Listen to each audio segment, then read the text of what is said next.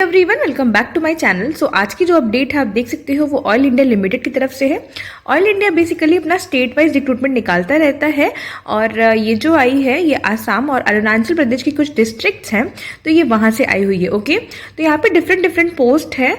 ITI वाले eligible हो, diploma वाले एलिजिबल हो, 12th वाले एलिजिबल हो, BSc वाले भी एलिजिबल हो। सो इस वीडियो को एंड तक देखो जिससे आपको कोई क्वेरी ना हो। ओके, मैं डिटेल में बताती हूँ आपको इसकी क्वालिफिकेशन और क्या क्या एज लिमिट है, everything. Okay, so you can सी यहाँ पे आप देख सकते हो जो पहला पोस्ट कोड है उसके लिए 10+2 आपका PCM में होना चाहिए, यानी कि फिजिक्स केमिस्ट्री मैथ्स और एज अ मेन सब्जेक्ट। और यहाँ पे 15 वैकेंसीज है और ऐसे ही ये ITI की पोस्ट है। यहाँ पे आप देख सकते हो इन डिफरेंट ट्रेड्स में आपका ITI सर्टिफिकेट, ट्रेड सर्टिफिकेट होना चाहिए। इंस्ट्रूमेंट मैकेनिक की जो पोस्ट है यहाँ पे 9 सीटें हैं। ठीक है, तो इस तरीके से आप देख लेना। और इसका जो पे स्केल है मैं बता देती हूँ, वो 26,600 से लेकर के 90,000 तक का आपका पे स्केल हो जाता है। और उसके बाद यहाँ पे आप देख सकते हो BSc वालों के लिए 32,000 to 1,27,000 तक का पे स्केल है। एंड ये यहाँ पे जो इनका एसेंशियल क्वालिफिकेशन है इस पोस्ट कोड के लिए BSc in physics chemistry maths में आपका होना चाहिए। उसके साथ साथ आपका 3 साल यहाँ पे एक्सपीरियंस रिक्वायर्ड है इन ऑयल एंड गैस या पेट्रोकेमिकल इंडस्ट्री में। तो इस ब्रांच के लिए टोटल 20 वैकेंसी यहाँ पे है। जो पोस्ट कोड है उसमें इन्होंने बॉयलर अटेंडेंट का सर्टिफिकेट मांगा हुआ है। और तीसरा पोस्ट आप देख सकते हो BSc नर्सिंग वाले भी एलिजिबल हो, बट उसके साथ साथ आपका 2 साल का एक्सपीरियंस होना चाहिए उस रिलेवेंट कैटेगरी में, स्टेट नर्सिंग काउंसिल में।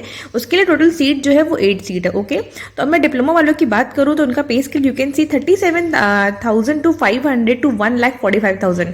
तो बेसिकली मैं एक बात बोलना चाहूँगी, जितने भी ऑयल एंड गैस इंडस्ट्रीज है ना हमारे, तो उनका पे स्केल बहुत ही अच्छा होता है, चाहे वो डिप्लोमा हो चाहे वो बीटेक हो। ओके, आपको खुद ही पता होगा if you are working, if you are looking for opportunities. जैसे IUCL का पे स्केल काफ़ी अच्छा है, ONGC का। ओके, और ये ऑयल इंडिया है। तो यहाँ पे देख सकते हो कौन कौन सी ब्रांचेस एलिजिबल हो।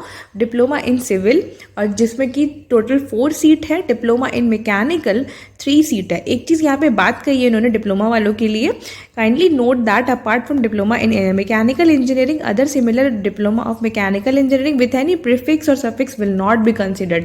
लाइक मैकेनिकल में अगर कुछ एड ऑन है, they will not consider your branch. You must have diploma in mechanical engineering. Okay, that is clearly mentioned. और आपका 10th mandatory है, 12th is not mandatory here, but you must have 10th plus diploma. तो यहाँ पे total 3 seat है। Now coming to instrumentation branch, तो यहाँ पे देख सकते हो इलेक्ट्रॉनिक्स वाले भी एलिजिबल हो, EC वाले भी एलिजिबल हो, ENT, E&I, ENC और IN वाले एंड INC वाले। तो ये सारी ही ब्रांचेस यहाँ पे एलिजिबल हैं। इन टोटल यहाँ पे 3 सीट है। Pay scale is very good, there will be no interview, only CBT you are going to have. Okay, so all India का पैटर्न काफ़ी अच्छा होता है। तो ये सारी चीज़ें हैं यहाँ पे आप देख सकते हो। अब ये कैटेगरी वाइज डिवीजन है पोस्ट कोड्स का, तो इसके अकॉर्डिंगली आप देख लेना क्या है। और एज रिलैक्सेशन आपको मिलेगा अकॉर्डिंग टू योर कैटेगरी। ठीक है, और अगर आप ऑयल इंडिया के वर्क पर्सन हो या डिपार्टमेंटल कैंडिडेट्स हो तो आपको अलग से एज रिलैक्सेशन मिलेगा। देख सकते हो 25 अप्रैल तक यहाँ पे क्रूशियल डेट लिया गया है। तो ये पोस्ट वाइज डिफरेंट कैटेगरीज हैं। Diploma holders you can see civil mechanical instrumentation के लिए 30 एज लिमिट रखी गई है और फॉर द OBC के लिए 33 ईयर्स रखी गई है। ओके, तो ये इनका ही अपना ही क्राइटेरिया है, they are not considering any other thing, like इनका सेंट्रल वाला भी रूल नहीं है। सो इस तरीके से आप देख सकते हो। और ये पोस्ट कोड्स के अकॉर्डिंग जो भी आपका है, they are going to require what experience you are having. So अगर आपके पास अप्रेंटिसशिप की ट्रेनिंग है तो वो सिर्फ और सिर्फ कंसिडर करेंगे ये जो ईस्टर्न रीजन कोलकाता का है वहाँ का। Okay, so they will not consider any other apprenticeship, but that is not required, that वो एसेंशियल नहीं है। If you are having then it's okay. Okay, और यहाँ पे कुछ ऐसा रिक्वायर्ड नहीं है। सिलेक्शन मेथोडोलॉजी की अगर बात करूँ तो यहाँ पे आप देख सकते हो you will have an CBT जिसका जो होगा क्वेश्चन 40% मार्क्स आपको क्वालिफाइंग होगा for SC/ST persons with PWD and 50% marks for others. ठीक है, यानी कि अनरिजर्व्ड EWS OBC को 50% मार्क्स लाना कंपलसरी है। और इसका एग्जाम पैटर्न आप देख सकते हो, 20 क्वेश्चन होंगे इंग्लिश जनरल एप्टी जो भी है, 20 question will be from reasoning numerical ability and 6 60 questions will be from your domain, that is mechanical civil electronics. Okay, तो टोटल 100 क्वेश्चन होने वाले हैं और ये आई थिंक 2 आवर्स का होगा। Yes, this is of 2 hours और ये 2 लैंग्वेज में होगा, इंग्लिश एंड आसामीज़, तो क्योंकि ये आसाम से हो रहा है। और एक चीज़ यहाँ पे है, there will be no negative marking. Okay, so ये बहुत ही अच्छी बात है, this is very good thing.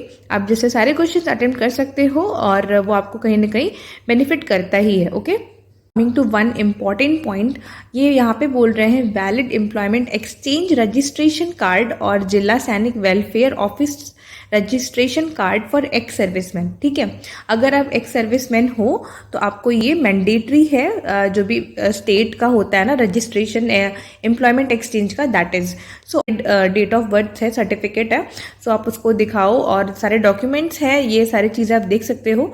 सबको जो भी आपके सब मैंडेटरी सर्टिफिकेट्स हैं, डिप्लोमा के रिजल्ट्स हैं, सो ये डिप्लोमा वालों का है यहाँ पे, यहाँ पे क्लियरली मेंशन है। और अगर आपके पास BOPT का सर्टिफिकेट है ईस्टर्न रीजन कोलकाता से, तो वो आप प्रोड्यूस कर सकते हो और कास्ट सर्टिफिकेट वैलिड होना चाहिए। ओके, पॉइंट है बहुत ही important, candidates registered in the employment exchange, जो भी ये सारे डिस्ट्रिक्ट्स दिए हैं, अगर इनमें से कहीं का भी आपका रजिस्ट्रेशन है, so you can apply for this post. Okay, यहाँ पे आप देख सकते हो, तो यहाँ पे ये बोल रहे हैं in Arunachal Pradesh are only eligible to apply. Okay, और तो ये मैंडेटरी ये कर देते हैं, हर बार ही इनका ऐसा ही होता है, ये स्टेट वाइज निकालते हैं और ये अपने ही स्टेट के लोगों को प्रेफर करते हैं। Okay, so if you are eligible so you must go for this, बहुत ही अच्छी अपॉर्चुनिटी है। So yeah, this was the update for today, and if you want, if you're looking for technical job updates, then you can subscribe my Technical Grow YouTube channel. Thank you guys, thanks for watching.